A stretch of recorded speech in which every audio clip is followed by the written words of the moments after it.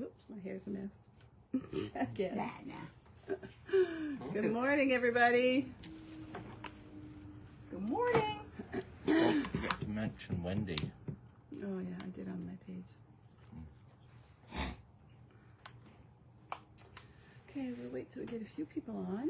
Everybody up and awake? I'm just, well, actually, I went out for a walk this morning at 7. Did you? Good for you. Mm-hmm. I was excited because even though the signs were up that they were doing the road construction, they There weren't wasn't. actually there doing know. it. So I didn't have to sit for 10 minutes or 15 this morning. Yeah. It was great. I thought I shouldn't be walking here with all this construction, but they weren't there, so No. it was good. I'll Good be glad morning, when they Lynn. get past the shop or get done. I know. What did they? Hi, Amanda. Hi, What's going on Sharon right here? Manzer. The signs are up, but they're not doing anything. Because they were there last night. They were. They were there yesterday. We but the are signs going still up, live like, this be morning. prepared to Good stop. morning, Susan. To give you guys the next step into Twyla's mystery. Good morning, Nancy. Nancy is going to, I guess I'll say it. It's a bit late now. Nancy is coming down and she's going to co-host Friday night with us. So, and she's going to bring I us. was going to say, is she bringing some of her minis to show people? Well, she's bringing a regular and a mini, I think. Oh, but I don't she know. needs to. Her Yes. minis are amazing. Amy, I just found out now that you are the winner of the discount thing that we handed out. Congratulations. Twyla, how did you know you saw it on our page? I thought I saw it on one of the pages. Did you post last it, night. Amy? Because I just got your message this morning. We had no idea who won. I thought I saw it. Yeah. Maybe I drew Maybe so. it. Okay, so we have some people here from New Brunswick. Oh, we have Halifax. people from Edmonton. Yeah. Mm-hmm. Okay, so first of all, I want to tell you guys we had people come over on the ferry yesterday, and we had a really good visit with a couple of ladies. Oh, Amy said she posted it. I thought. Yeah. So who was it? Deborah Bacon. and Marilyn Thibault? McGinn. Oh yeah, McGinney. Yeah, McGinney. those two ladies came over yesterday. We took them to Oh, I town. got that last name. So I picked them up from the ferry, brought them here. They shopped for a couple hours. They did. They didn't go home empty-handed. I felt bad though because the shop was busy, It so we was didn't so really get a busy. chance to Yesterday spend much was time with them. Crazy. Anyway, then I took them to Digby so that they could do shopping. But by the time they left here, they only had time to eat and catch the ferry. Well, that's what I was wondering. If they were taking the ferry back, they didn't have much time to tour Digby. No, they Although didn't. it doesn't take long to tour Digby. So I dropped them off at the Crow's Nest, of course, because that's my favorite go-to restaurant. Mm-hmm. Dropped them off there, and the taxi didn't show up. Oh my. Yeah. Anyway, being the nice people that Digby has, Wendy, that Wendy works Lewis? at the Crow's Nest, Oh yes. took her to the boat. So thank you, Wendy. My word. Isn't that awesome? I know. I don't know if she was off work or if I was she going to just say, left if she work. was at work, was she supposed to be working? I don't know, but Wendy saved the day, so thank Awesome. you, Wendy. Anyway, so we have a quilt to show you before we get going of Twyla's. I thought I was ordering the right rulers for this last night, but I wasn't. Anyway, you can use circle rulers with this, or you can use your own circle size from dinner plates or whatever you have. But Twyla's, we're going to turn this around so you can see Twyla's. Over there, what you're seeing right now is my pineapple quilt that Lloyd helped me with. I started and Lloyd finished, or almost finished, and now I'm finishing it today. Here, Gotta get borders on. I gotta put borders and quilt it. There is Twyla's quilt. So that is the Farmhouse Star, and this is what happens. This is what happens when your pattern's only on your cutting board when you're Twyla. fabric. Oh So it uses that pattern, and it uses the Farmhouse Star. Templates. Is that? Yeah, that's good. Yeah. So, which are these lovely, all different sizes that makes your, Come well, on. wait, they're stuck together. Yeah. That make your stars or whatever. So it's the Lori And she Holt. said she learned a lot with this. I did, and I needed to have something like that to work on before we tackle that big calico one in January, because that one is fairly intensive or whatever in like the shapes. like the Lori Holt way of applique is more suited to like a primitive look because you sew to it. It isn't raw edge. You sew to a sew-in interfacing and you turn it. So therefore, all of your points have like bulk, right? Like there's a folded seam in there. Can't have anything pointy. You can't have anything too exact or pointy. So I learned a lot doing this. I learned a lot about the actual applique process. If you don't applique by hand, if you applique by machine. And because I haven't done tons of applique, only a few simple Lori Holt ones. But as far as needing the circle templates for this part, those are just your measurements that you that you trace around. So I think it was an 8, a 10, and a 12 inch. So you can use like, I saw online, people were using like a 12-inch dinner plate, a 10-inch dinner plate, 8-inch dinner plate as their circle template. So I really don't feel that that's a necessary thing, but you do need the different size templates to make that work out or whatever. Yeah. So anyway, that's really cute. Oh, show them what you're going to bind her.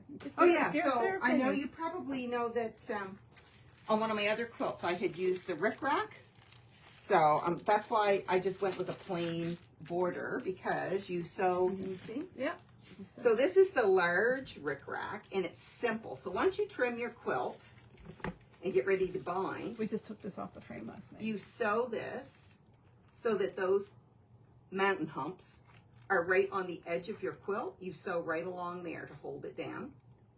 And then when you do your binding, this little scalloped edge here shows out from underneath your binding. So it really isn't hard at all. That's just a step you do before you do your binding the way you always do it. Yeah. So I think I'm going to go with the pink rickrack and probably the red plaid with the pink in it. Yeah, she's been wonking off of this color and that color, and Yeah, I have been, but that's the best. that's what I'm going with. And I love the rickrack, but it is, Time friggy to put on. it's not friggy. It's easy to put on, but it does add another expense to a quilt, right? Yeah, because like one of those rolls of rickrack is what, like 30 some bucks. Like 30, 32 bucks, something like that. Yeah, but it does add a lot, and It does. But It's compared to cute. other, what's your opinion? I know what your opinion is, but tell them what you think your opinion is of that brand of rickrack. Oh, it's wonderful. Like Yeah. it's nice and stiff.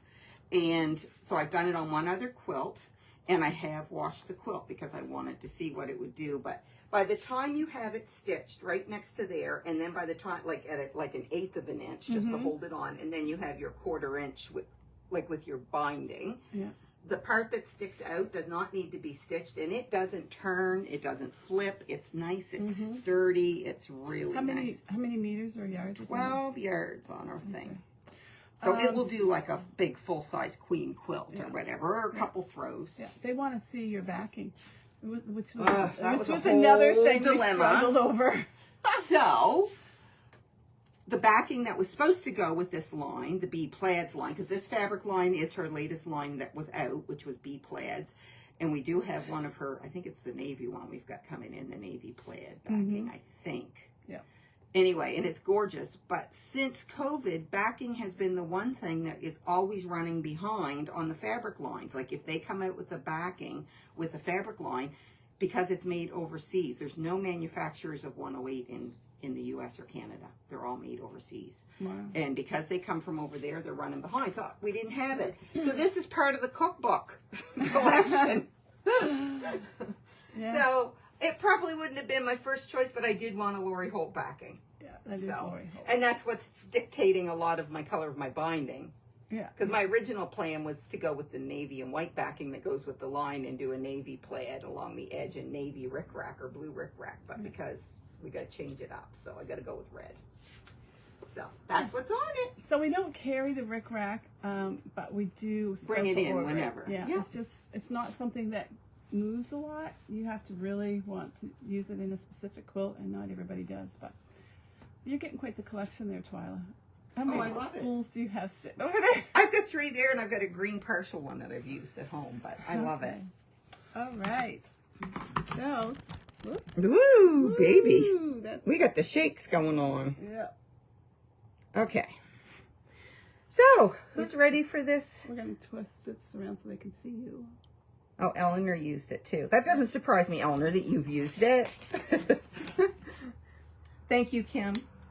Walmart special, like $24.99 or something. That's what I My told her dress. this morning. Okay. Who's ready for today? Or who isn't ready for today? So, today, you're going to get your challenge. I don't know whether we should start with that. This is going to be the one they got to figure out. So, that's going to be a that's not good too one. bad. No, it's not, right? No, it's not. Okay. So, should we start with that or Yeah, start with the other let's one? start with Okay. that one. So, you know how we told you that one week you're going to have to figure out your own measurements for a block? Well, this is the week. So, don't pay. Ooh, there's parts of my, Oh, don't Yep. lose the star. yeah, part of my star thing.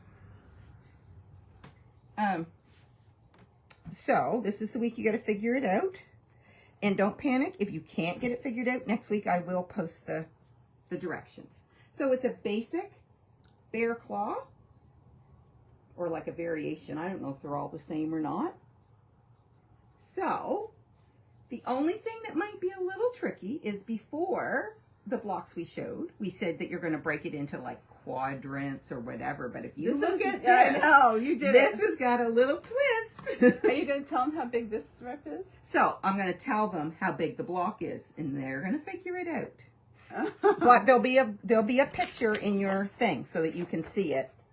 Like, don't think you just got to go by here. You'll be able to actually see my seams and stuff in this picture, right? When you open up your thing.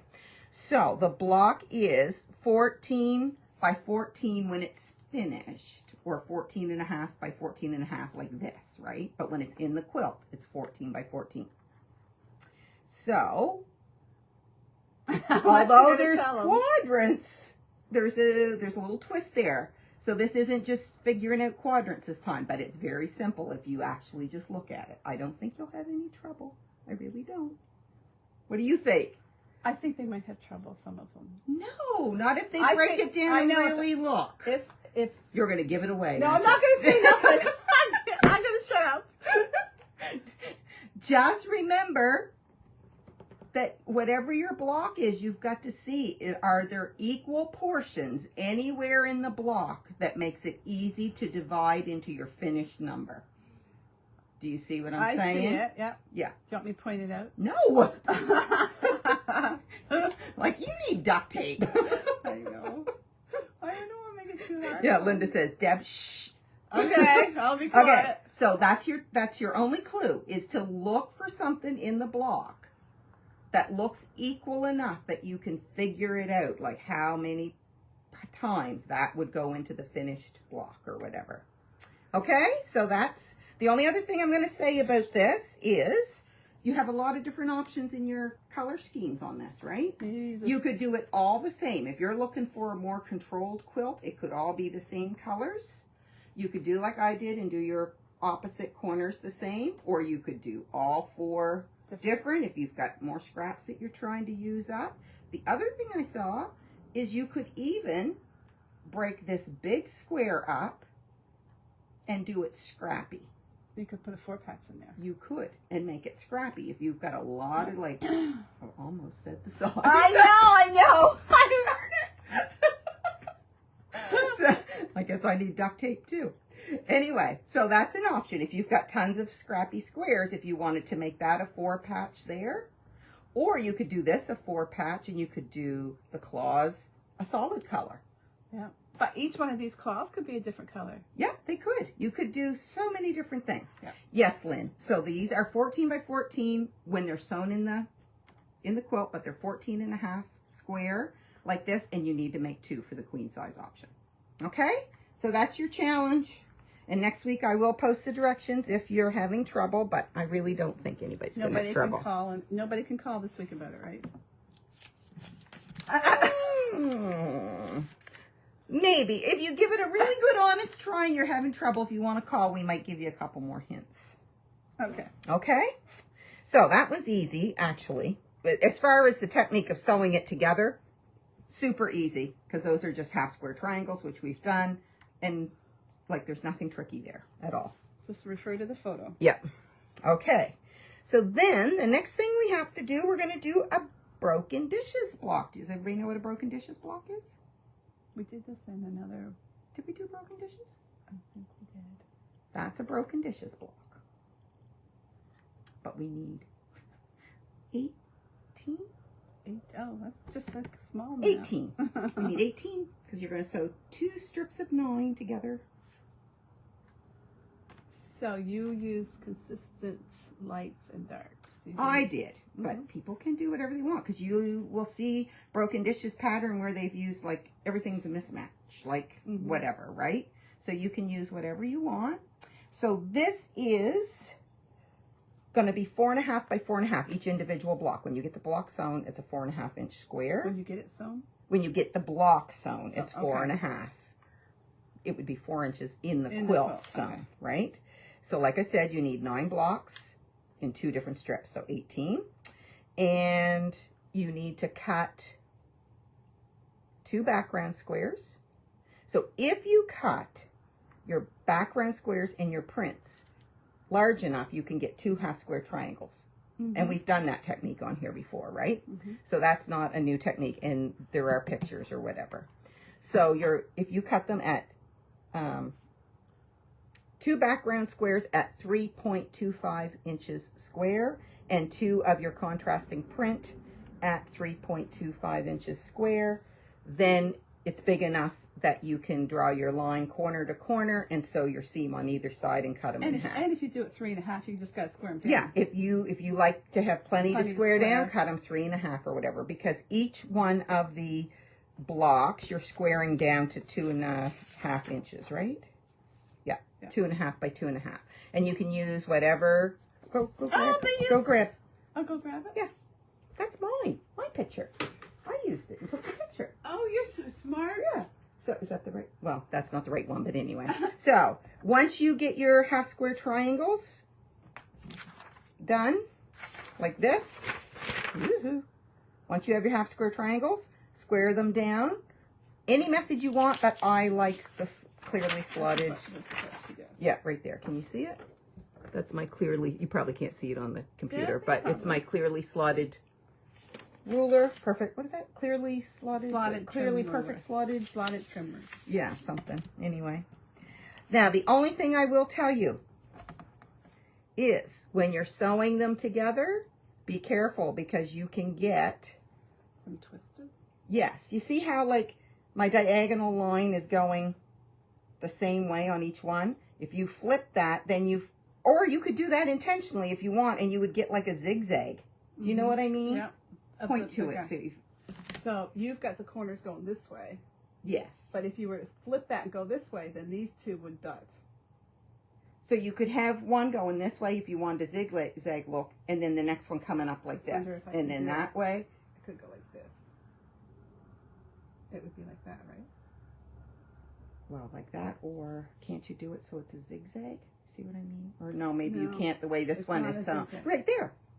Right there. See, if you did it like that, you'd have like, and then the next one, if you flipped it again that way, you'd have like a zigzag. And then this one's going down here. Right. So then you'd have like a zigzag. Yeah. See it? Going here. Yeah. Here. And here with your color. So whatever way you want to put them together. So whatever way you want to put them together. There's but no wrong just way.